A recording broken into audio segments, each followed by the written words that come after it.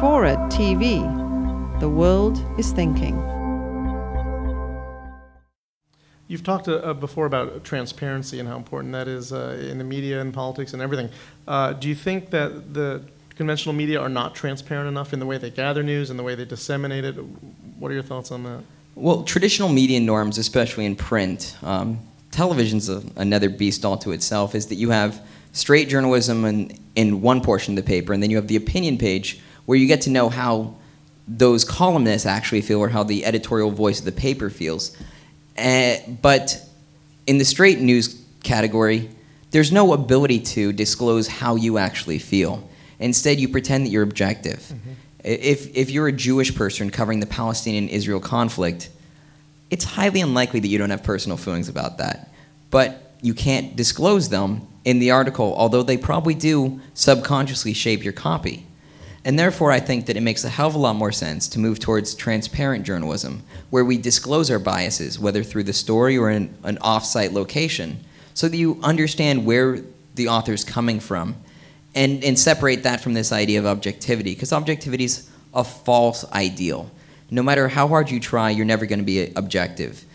We like to say that you should get the other side's opinion in order to balance the story, but in the case of like covering a protest, there's 20, 30,000 people protesting against the war, and there's a couple hundred people walking around with American flags or Israeli flags, and to give them equal weight doesn't necessarily seem appropriate. It certainly makes sense to mention the fact that they were there, to cover them in some way, shape, or form, but to say that these two sides are equal in this story really misses the mark, in my opinion.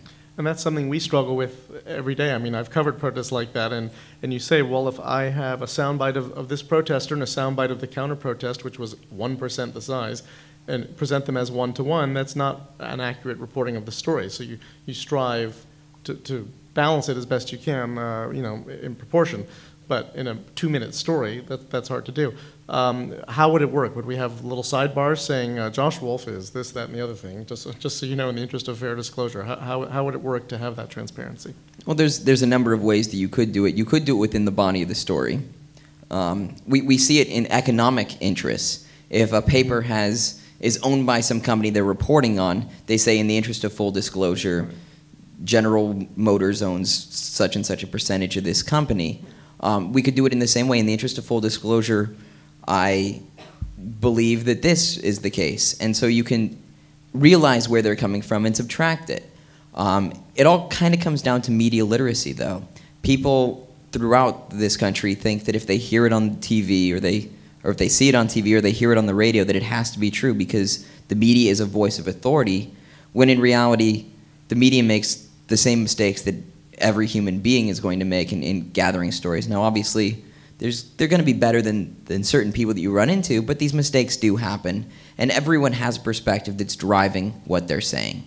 And so I think that we really need to move towards teaching media literacy in either secondary or even our primary education system, so that people are brought up to think about, well, where is this voice coming from? Who owns this company that's saying these things about this other company?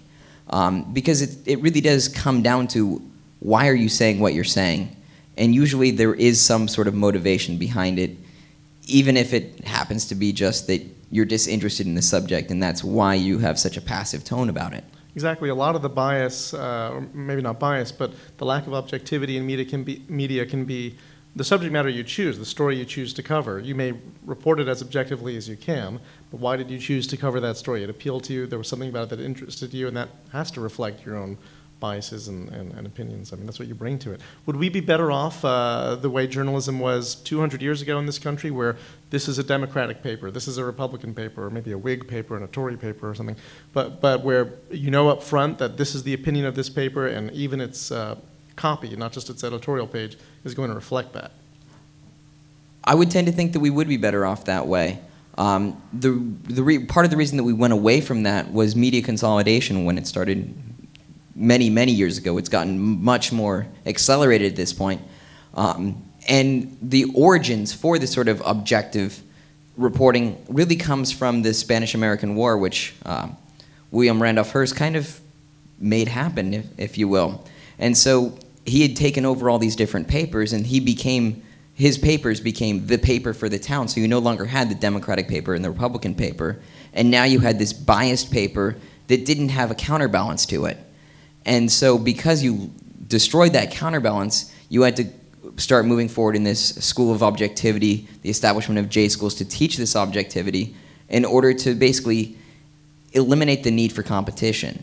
But no matter how you try to be objective, there's always multiple sides to a story, and I think having competing papers with drastically different ideologies, as long as they disclose those ideologies, disclose where they're coming from, is a better place to be working from than this false sense of objectivity when every single paper has motivation behind it.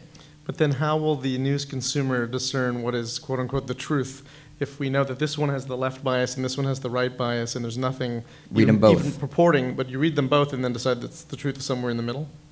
I think that makes a lot more sense than reading this story that you've been told is objective when anyone with any inkling of media literacy knows is going to be missing a massive amount of details.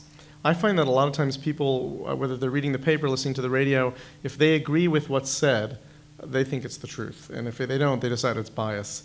So I will hear from people that, you know, well, I listen to KPFA for the truth because I know you're biased, but then I'll hear from the opposite from other people. Do you think that's true, that we tend to agree? I mean, those who agree with us, we tend to perceive as more objective and honest. I certainly would tend to agree that people like hearing people that they agree with. It's the echo chamber effect, and it's been part of our culture. It's part of the fact that we hang out with people in our social lives who tend to agree with us. We like to feel like we're all on the same page, but that doesn't mean that we shouldn't branch out and see what the other side has to say. In fact, it's more crucial now than ever to understand both perspectives. I was hoping you'd agree with me on that, so that was good. Thank you.